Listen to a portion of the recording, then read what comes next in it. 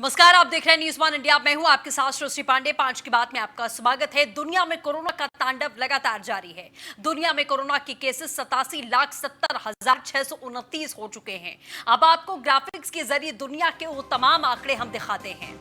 America की बात करें तो 12,54,855 केसेस हैं। ब्राजील में 10,32,913 केसेस हैं। रूस में 5,57,162 केसेस हैं। भारत में 4 लाख से ज्यादा यानी 4,10,461 केसेस हैं। ब्रिटेन में 3 लाख से ज्यादा केसेस सामने आ चुके हैं।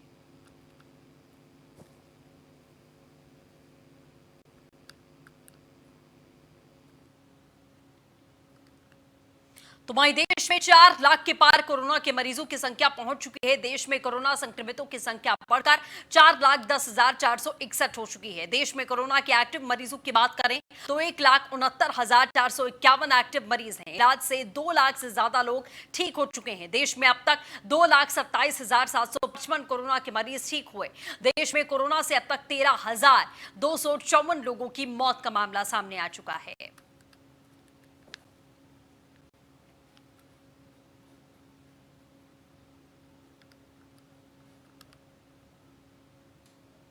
तो दिल्ली में कोरोना को लेकर अपडेट क्या है वो भी हम आपको ग्राफिक्स के जरिए दिखाने की कोशिश करते हैं। दिल्ली की बात करें तो कोरोना संक्रमितों की संख्या कुल मिलाकर आपको बता दें 56,746 के पार है और अब तक 31,294 कोरोना के मरीज ठीक हुए हैं। दिल्ली में कोरोना से अब तक 2,112 लोगों की जान गई है।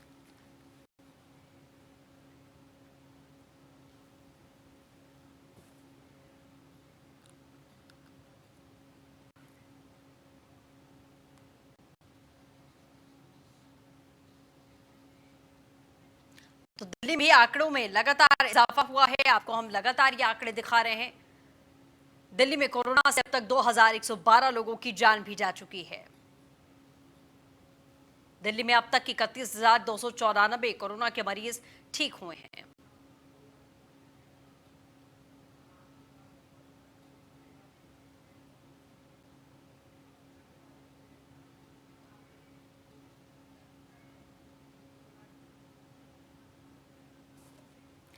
तो दिल्ली में कोरोना का अपडेट हम आपको लगातार बता रहे हैं। पूरे देश में 4 लाख के पार कोरोना के मरीज पहुंच चुके हैं। आंकड़ा लगातार बढ़ता जा रहा है। 56,746 कोरोना के मरीज अभी तक दिल्ली में हैं। कोरोना से अब तक 2,112 लोगों की जान गई है।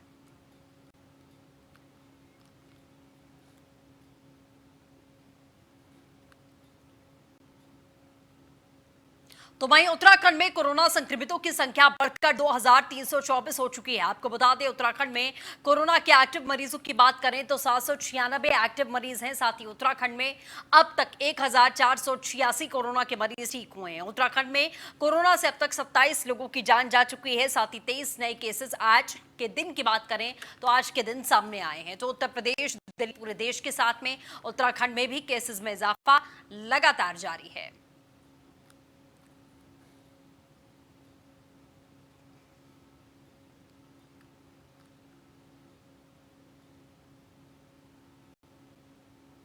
तो फिर से आपको बता दें उत्तराखंड में कोरोना के केसेस कितने हैं। केसेस बढ़ते जा रहे हैं। 27 लोगों की अभी तक मौत हो चुकी है। 23 नए केसेस और सामने आ चुके हैं। 1,486 कोरोना के मरीज अभी तक ठीक भी हो चुके हैं और 2,000 के पार संख्या कोरोना के मरीजों की जा चुकी है। एक्टिव मरीजों की बात करें तो 796 कोरोना के एक्टिव मरीज हैं। 2,324 संक्रमितों की संख्या पहुंच चुकी है।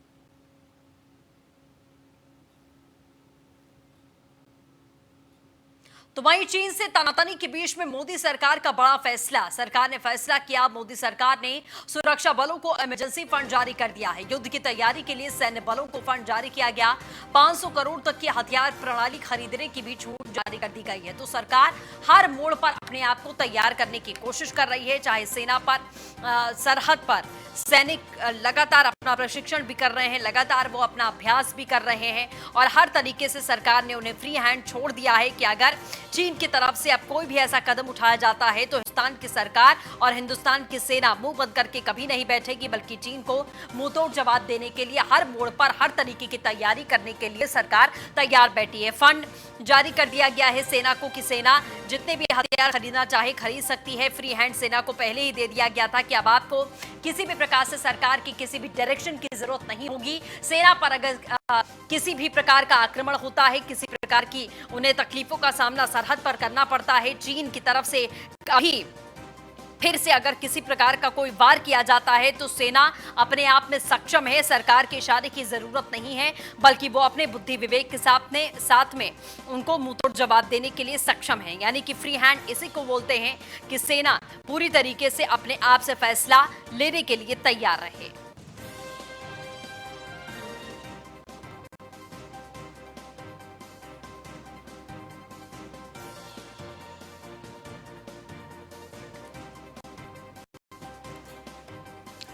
लगातार हम इस खबर पर बने हुए हैं, बेहद महत्वपूर्ण हमारे देश के लिए।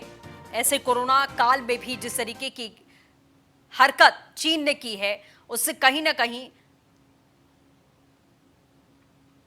यह साबित होता है कि किसी भी परिस्थिति में आप चीन कुछ भी कर सकता है, लेकिन आप ये वो हिंदुस्तान नहीं है जो चुपचाप बैठकर तमाशा देखेगा, बल्कि मुंहतोड़ और माकूल जवाब देने के लिए तैयार रहेगा। जैसे इस मुठभेड़ में भी हमसे ज्यादा हमारे जो तमाम सैनिक शहीद हुए, शहादत उनको प्राप्त हुई, उससे ज्यादा सैनिकों को मार गिराया हमारे हिंदुस्तानी सैनिकों ने।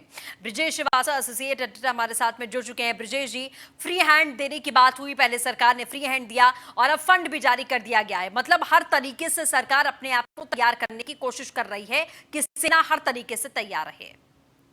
देखिए, निश्चित तौर पर कहीं ना कहीं इसको लेकर के राजनीति भी हुई। जिस तरीके से कांग्रेस ने कहीं ना कहीं आरोप लगाया सरकार के ऊपर कि सरेंडर पीएम है या फिर जो है चीन के आगे हमने घुटने टेके हैं, क्या एक्चुअल मामला है। तो इस तरह के तमाम ऐसे जो सवाल हैं वो विपक्षियों की तरफ से उठाए भी गए। लेकिन जिस दिन से चीन का गलवान वैली का जो पूरा डिस्प्यूट सामने आया है, उसके बाद से सरकार ने लगातार न सिर्फ बैठकें की हैं, बल्कि इसके जरिए सेना को वहां पर किसी भी तरीके का जवाब देने के लिए तैयार भी किया है। साफ तौर पर ताकीद किया गया है कि सेना को फ्री हैंड है और वर्तमान हालातों को देखते हुए वो अपना जो है अपने तरीके से दुश्मनों के साथ निपटे, उसे कैसे निपटना है वो स्वतंत्र है। और अब जो सबसे अहम बात ये थी कि जब भी स्थितियां खराब होती हैं तब जो है मामला आता है कि जो सैनिक साजो सामान है वो किस तरीके से बेहतर क्वालिटी के साथ उपलब्ध होगा।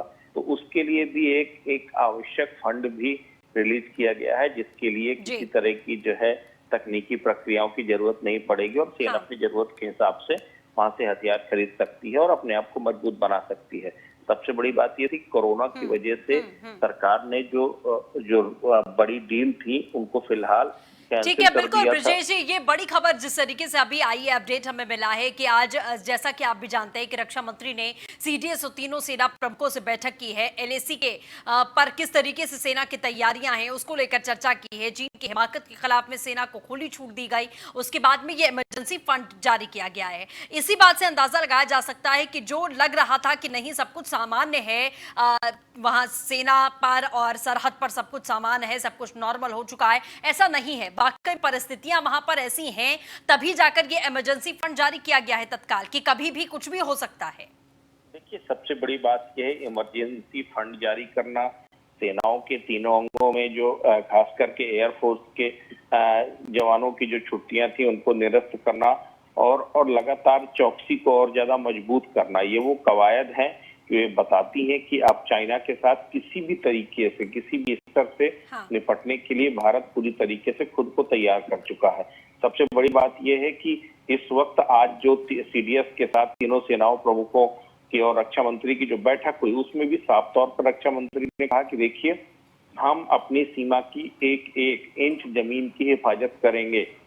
सबसे बड़ी बात यह, भारत ने न किसी की सीमाओं का अतिक्रमण किया है और न हम करेंगे। लेकिन अगर चीन अपनी हरकतों से बाज नहीं आता है तो उसको वहीं पर वर्तमान परिस्थितियों के अनुरूप माकूल और मुंहतोड़ जवाब देंगे। तो ये इंस्ट्रक्शन सीधे सीधे सेना को जा चुके हैं कि देखिए आपको किसी से इजाजत लेने की जरूरत नहीं है, इस बार किसी तरह का धोखा नहीं होना चाहिए।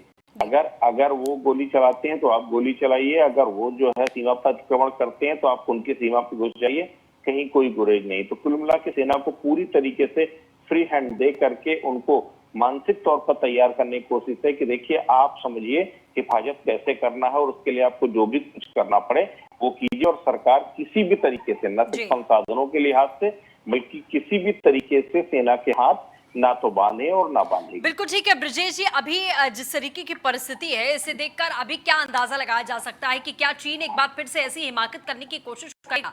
क्योंकि अब उसे भी पता है कि हिंदुस्तान की सेना अपनी तैयारी कर चुकी है, चाहे एयरफोर्स की बात कर लें, नेवी की बात कर लें या फिर हम जो हमारी सेना सरहद पर तैनात है उसकी बात कर लें, तीनों ही तरीके से।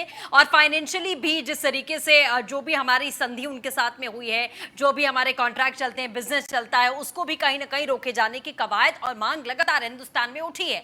तो जो आक्रोश चीन देख पा रहा है हिंदुस्तानियों में इस समय, क्या ऐसी परिस्थिति में किसी भी प्रकार का कोई कदम उठा सकता है, ऐसा कोई अंदाजा? देखिए चीन अपनी दोगली नीति के लिए हमेशा से जाना जाता रहा है। हाँ।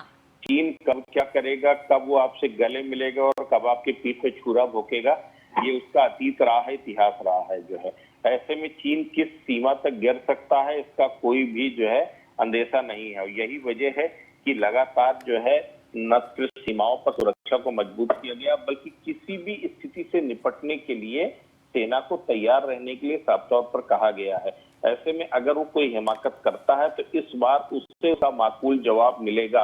आज जिस तरह के बड़े खुलासे हुए कि कैसे जो है जो हमारे सैनिकों ने किस तरीके से वहां के एक कर्नल को जिंदा पकड़ा, उसके बाद जो वहां के सैनिक थे उनको जो है जमकर नुकसान पहुंचाया, तो ये साफ तौर पर ये है कि देखिए आप ये मत समझिए कि अगर आप हमारे साथ धोखा भी करेंगे तो हम आपको यूं ही छोड़ देंगे, जो है हम आपको वहीं का वहीं और मुंह तोड़ जवाब देंगे। तो चीन को उनकी भाषा में जवाब दिया भी गया है और आगे दिया भी जाएगा। बिल्कुल जाहिर तौर पर। और हिंदुस्तान में ब्रजेश जी जिस तरीके की राजनीति इस पूरे मामले पर हुई, अपनी ही सरकार के खिलाफ में विपक्ष ने जिस तरीके का झंडा बुलंद किया कि हाँ आपने इस तरीके से सेना को क्यों भेज दिया, बिना किसी हथियार के उनको क्यों भेज दिया, और सरकार चुप बैठी है, प्रधानमंत्री चुप बैठे हुए हैं, मूक बने हुए हैं, ये तमाम चीजें जो हमने यहाँ पर देखी। सृष्टि सबसे बड़ी बात यह है कि हम पूरे विपक्ष को कटघरे में नहीं खड़ा कर सकते, लेकिन कांग्रेस की जिस तरीके से कांग्रेस के जो है नेताओं, चलिए ब्रजेश जी बने रहे हमारे साथ में। रक्षा विशेषज्ञ के साहब हमारे साथ में जुड़ चुके हैं। के साहब बहुत स्वागत है आपका न्यूज वन इंडिया पर। जिस तरीके से ये बड़े फैसले आज मीटिंग के दौरान किए गए हैं, पहले तो छूट दी गई और उसके बाद में अब इमरजेंसी जो फंड रिलीज किया गया है, वाकई में कैसी परिस्थिति सरहद पर हो सकती है सर? देखिए परिस्थिति तो आपको पता ही है। हाँ। पूरा विश्व जानता है कि परिस्थिति बहुत गंभीर है और गंभीरता से हमने लिया है इसको। हमने इसको आनंद फानंद में नहीं लिया है। ये आर पार की लड़ाई की तरफ वो बढ़ रहा है कदम, और एक बहुत बड़ी अपॉर्चुनिटी भारत को मिली है। यदि आप इस अपॉर्चुनिटी को गंवाएंगे तो जो वर्ल्ड ऑर्डर इमर्ज हो रहा है उसमें भारत के लिए फिर इमर्ज आउट होना बड़ा मुश्किल होगा। तो परिस्थितियों को ध्यान में रखते हुए ये फैसले हैं। और जो आप कह रही हैं कि ये जो फैसले लिए हैं जिसमें इमरजेंसी पैकेजेस हैं और फाइनेंशियल पावर एक्सक्यूट करने का, तो ये तो जाहिर है जब भी हम इस तरह की स्थिति में आते हैं तो इस तरह की हम डिसीजंस लेते हैं और इसका प्रावधान है, इसकी पूरी एक प्रक्रिया है। उस प्रक्रिया के तहत ये कार्रवाइयां चल रही हैं। बिल्कुल सर, मतलब हम ये कह सकते हैं कि हमने सेना को पूरी तरीके से खुली छूट देकर तैयार रहने का आदेश दे दिया है कि कभी भी कोई भी परिस्थिति हो तो भारतीय सेना बिल्कुल भी एक कदम भी पीछे ना हटे। तैयारियों के लिहाज से भी उनका मनोबल, जिस तरीके से हमारे देश में राजनीतिक गण हमारे रहे, उन्होंने गिराने की कोशिश की है, मनोबल उनका ना गिरने पाए, पहली कोशिश हमारी यही है। जी हाँ, जो आप कह रही हो एब्सोल्युटली उसमें सच्चाई है। आप ये मानिए कि हमारे देश में एक बहुत बड़ी परिस्थिति अभी उभरी है और ये हमारे डीएनए में है। हमारे यहाँ मिर्जाफरों की कमी नहीं होती। कभी भी देश जब गुलाम हुआ 200 साल अंग्रेजों के या हमारे मुगल हमारे गए, तो ये नहीं कि हमारे शौर्य गाथा में हमारे कहीं प्रॉब्लम थी। प्रॉब्लम थी उन लोगों की शक्तियां जो कि जाकर के दुश्मन के खेमे में मिलती हैं। वो किन कारणों से मिलती है, उसका अपना एक इतिहास है, उसकी अपनी एक और ये है सच्चाई है। उस सच्चाई से कोई मोड़ नहीं मोड़ सकता। आज देखिए जो जिस तरह से लोग प्रखर होकर के ओपनली आते हैं और आपको गवर्नमेंट ऑफ द डे ये नहीं रखता कि कौन सत्ता पे ये सत्ताधारी है। सत्ताधारी वो होता है जो गवर्नमेंट ऑफ द डे है। और देखिए सामरिक दृष्टिकोण से सुरक्षा के मामले में हर एक लोग हर एक आंख बंद करके ये मानी जाती आज तक रही है। तभी देश इतने साल तक हम जूझ पाए हैं सारी परिस्थितियों से, 62 से लेकर के अभी तक, जबकि 62 में जो गवर्नमेंट ऑफ द डे की कमजोरियां रही हैं जिसके कारण ये प्रॉब्लम रहा है। मगर आज के दिन में जिस तरह से ये देखिए, ये केवल ये नहीं कि आप सत्ता और विपक्ष में आप ये देखते हैं, ये पूरा चौतरफा ये हमला है और ये दुश्मन करता है। आज के दिन में सतराने तरीके से जब चाइना करता है तो वो फिल्म कॉलमिस्ट आपके ही देश में पैदा करता है। आपकी स्थिति का फायदा उठा करके उस तरह से वो कार्रवाई करता है, वही हो रहा है। बिल्कुल जाहिर तौर पर जिस तरीके की राजनीति, ओछी राजनीति हम कह सकते हैं। सर मैं ये भी समझना चाहूंगी, चूंकि अब जिस तरीके की दोगली नीति रही है चीन की, उस पर भरोसा बिल्कुल भी नहीं किया जा सकता। कोई भी बातचीत, कोई भी संधि चीन के लिए मैटर नहीं करती है। क्या अभी आगे की परिस्थिति में ऐसा कुछ हो सकता है कि दोबारा से चीन ऐसी हिमाकत करे, ऐसा कोई कदम उठाए? क्योंकि अब हिंदुस्तानी सेना हर तरीके से, हर मोड़ पर, हर लिहाज से तैयार है। एब्सोल्युटली। देखिए हमारा ये नहीं कि केवल जो हमारे लैंड बॉर्डर्स हैं, लैंड बॉर्डर में आपने देखा होगा कि 3488 किलोमीटर का जो हमारा लैंड बॉर्डर्स हैं उसमें 80 से 90% हम डोमिनेट करते हैं, हमारा उसमें बढ़त है। और दूसरा जब हम इसको जल में भी ले लेते हैं तो हम स्टेट ऑफ मासुंदा स्टेट या मलाक्का स्टेट, वहां पर हमारी कैपेबिलिटी बढ़ गई है और बहुत बड़ी हुई है। तो हमने आपने सुना होगा जब प्रधानमंत्री कहते हैं जल थल नभ, मैं तो ये कहता हूँ उससे भी एक हम अंडर सरफेस के ऊपर भी और आकाश से भी, जो हम स्पेस की बात करते हैं, तो हमारी बहुत सक्षम है। तो ये आप मत जाइए कि उसके पास कितना है सामान, वो क्या कर रहा है। जब आप पूरे टेंजेबल और इनटेंजेबल फैक्टर को जोड़ती हैं तो आप देखिएगा कि हम उससे भी 22 हो सकते हैं, 21 नहीं है। बिल्कुल ठीक है। के साहब हमारे साथ जुड़ने के लिए और तमाम जानकारियां देने के लिए आपका बहुत बहुत शुक्रिया सर। खबर लखनऊ से, जहां फुल एक्शन में सीएम योगी आदित्यनाथ की टीम 11 के साथ में बैठक जारी है। 5 कालिदास मार्ग मुख्यमंत्री आवास पर बैठक लगातार हो रही है। तो आपको अपडेट हमने लगातार दिया था कि 4:30 बजे करीब इस बैठक का आगाज होना था और बैठक अभी तक जारी है। 5:30 बजने को आए हैं और अभी भी बैठक हो रही है। 5 कालिदास मार्ग मुख्यमंत्री आवास पर सीएम योगी आदित्यनाथ की बैठक लगातार जारी है। तो फुल एक्शन में सीएम योगी आदित्यनाथ उत्तर प्रदेश के आपके सामने हैं। डेली रोजाना ये मीटिंग होती है टीम 11 के साथ में और किस तरीके की व्यवस्थाएं चल रही हैं उत्तर प्रदेश में, उसको यहां पर सुनिश्चित किया जाता है कि आखिरकार किस तरीके की व्यवस्थाएं हैं, किस तरीके से लोग यहां पर कार्य कर रहे हैं और लोगों तक जो योजनाएं सरकार की तरफ से बनाई गई हैं वो किस तरीके से पहुंचाई जा रही हैं। तो बड़ी खबर हम आपको लगातार बता रहे हैं, सीएम योगी आदित्यनाथ की बैठक लगातार जारी है। फुल एक्शन में सीएम योगी आदित्यनाथ टीम 11 के साथ में उत्तर प्रदेश में कोरोना वायरस को लेकर जो जंग लगातार जारी है वो किस तरीके से लड़ी जा रही है और कैसे प्रशासन यहां पर काम कर रहा है, तमाम टीम 11 के अधिकारियों के साथ में बैठक करते हैं सीएम योगी आदित्यनाथ।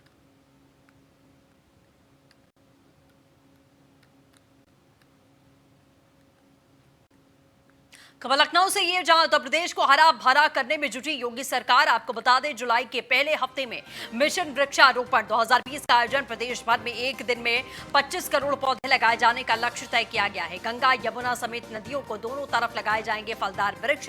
वृक्षारोपण के लिए किसानों को निःशुल्क उपलब्ध कराए जाएंगे पौधों की देखभाल के लिए किसानों को 3 वर्ष तक का मानदेय दिया जाएगा। देखभाल के साथ में हल्दी, अदरक, लहसुन, प्याज जैसी फसलें भी उनका किसान उगा सकेंगे। जैविक खेती करने पर किसानों का बैद्यनाथ के साथ में अनुबंध कराएगी सरकार। गंगा और विभिन्न नदियों के दोनों तटों पर 10 किलोमीटर तक 2.20 करोड़ पौधे लगाए जाने का लक्ष्य निर्धारित किया गया है। नदियों के किनारे पर 3000 स्थानों पर 2,21,96,667 गड्ढे बनाए गए हैं। गंगा के किनारे उसे हरा भरा करने के लिए उत्तर प्रदेश की सरकार गंगा के किनारे स्थित 27 जिलों में 10 किलोमीटर तक 67 लाख पौधे लगाए जाने का लक्ष्य तय कर लिया गया है। अमरोहा जिले के मंडी धनोरा विधानसभा से भाजपा विधायक राजीव तरारा ने अंतर्राष्ट्रीय योग दिवस के अवसर पर योग किया। क्षेत्रवासियों से योग करके स्वस्थ रहने की अपील भी की है। धनोरा विधानसभा से बीजेपी के विधायक राजीव तरारा ने अंतर्राष्ट्रीय योग दिवस के अवसर पर योग करके अपने शरीर को स्वस्थ रखने के लिए प्राणायाम करके क्षेत्रवासियों को रोजाना योग करने का मूल मंत्र दिया है। उन्होंने कहा कि पीएम मोदी के प्रयास से हमारे भारत के प्राचीन परंपरागत योग को आज पूरा विश्व अपना चुका है।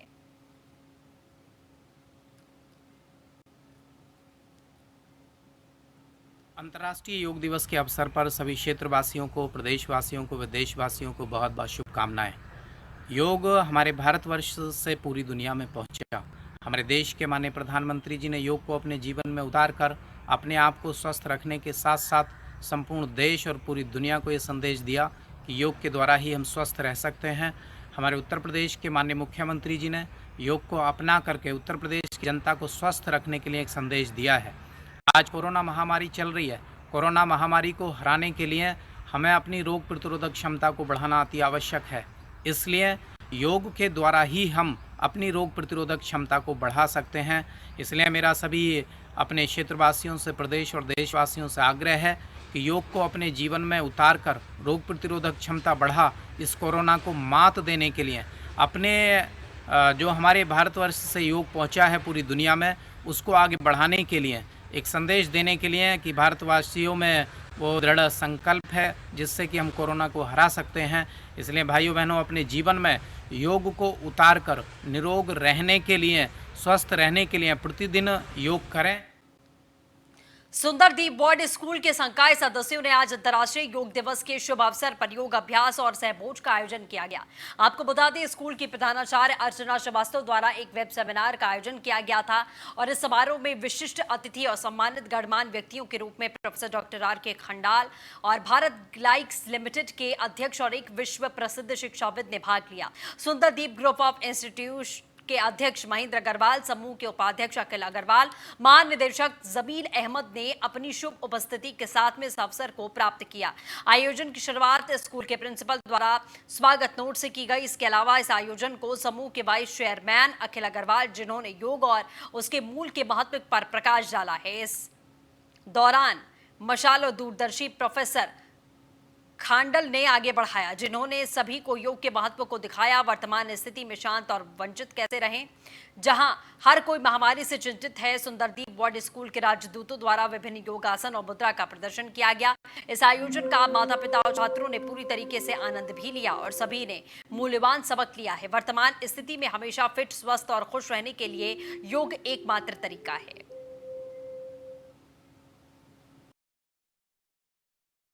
धन्यवाद आपको कि आपने मेरे निवेदन पर, मेरे आग्रह पर इतना बड़ा आयोजन किया।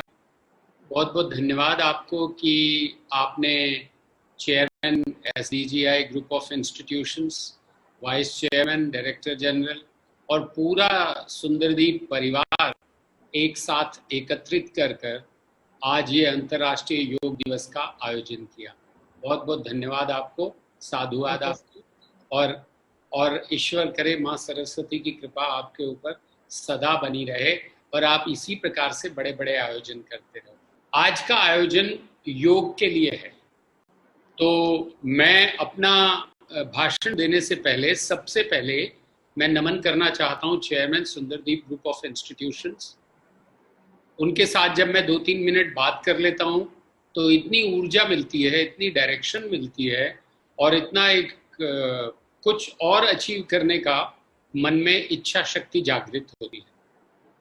आपके वाइस चेयरमैन वो यंग हैं, लेकिन इतनी ऊर्जा है और इतने अनुभवी हैं कि किसी भी अनुभवी व्यक्ति से कम नहीं है। वो अपनी यंग एज में, अपनी इतनी यंग एज में इतने wise.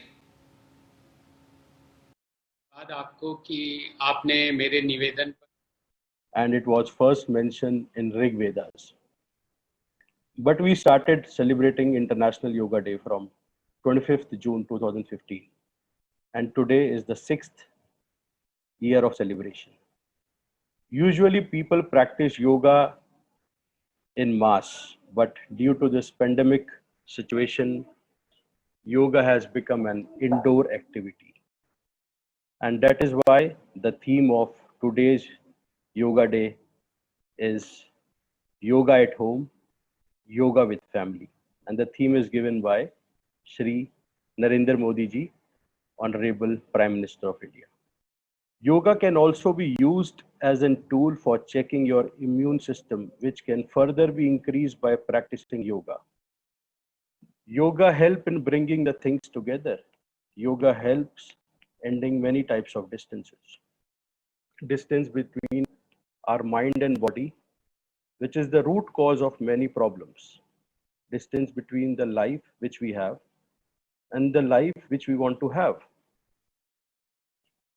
The expectation and the reality, which can become a source of stress.